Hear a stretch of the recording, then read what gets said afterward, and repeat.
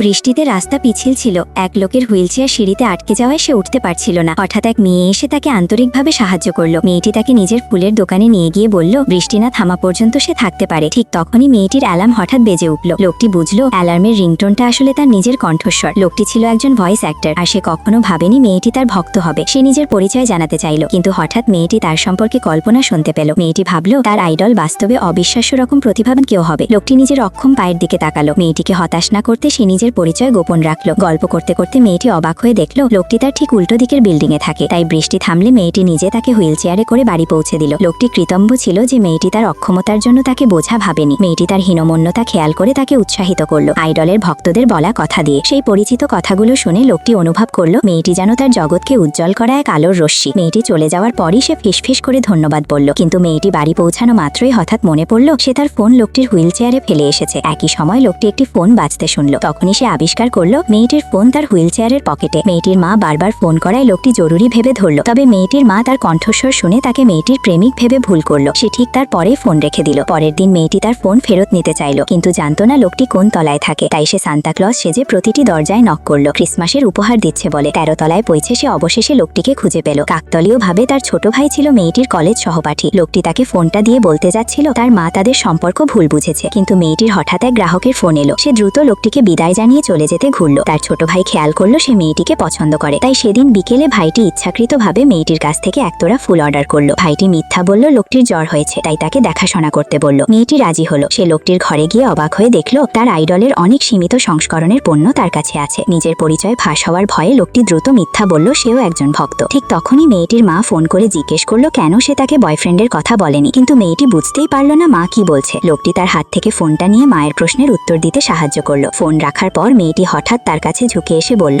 আপনি কি আমার